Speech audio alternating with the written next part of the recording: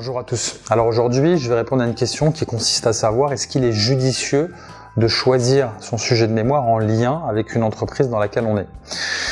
Donc la réponse effectivement, elle est oui, avec quelques réserves. Donc tout d'abord, c'est un choix qui peut être retenu pour un mémoire professionnel.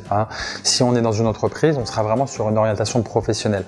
On ne va pas partir sur une problématique liée à une entreprise pour un mémoire de recherche par exemple. Donc il ne faut pas confondre les deux. Un mémoire professionnel est un mémoire qui a vocation à être très terrain, très concret.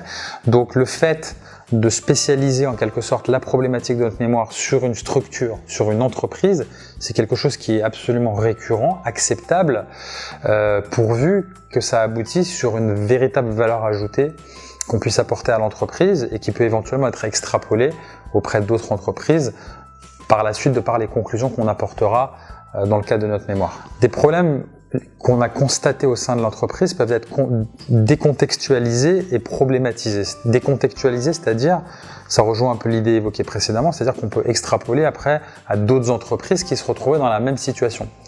Donc, si effectivement on peut apporter une valeur qui peut être utilisée par nos confrères, par d'autres entreprises, on peut tout à fait opter choisir une problématique qui serait liée à l'entreprise dans laquelle on est actuellement en stage ou en mission, ou dans l'exercice de notre fonction, de notre métier. Donc ça peut tout à fait être justifié à condition qu'on puisse la décontextualiser, puisque si la réponse à notre problématique sera exclusivement liée à cette entreprise-là, ça va, on va dire, limiter un petit peu la valeur ajoutée qu'on est en mesure d'apporter.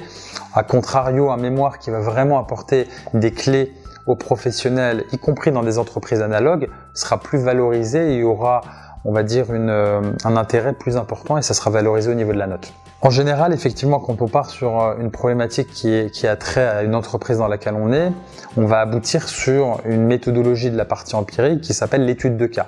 Donc l'étude de cas, c'est une méthodologie académique qui est tout à fait recevable.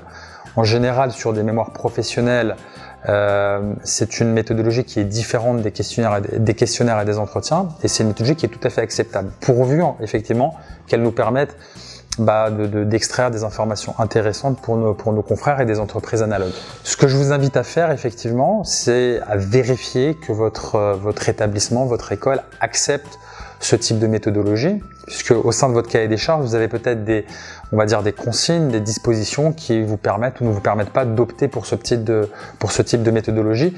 Donc c'est vraiment quelque chose que je vous invite à vérifier et à faire valider par votre directeur de mémoire, puisque le choix de la problématique est tout simplement crucial, on ne le dira jamais assez, tout découlera de la problématique.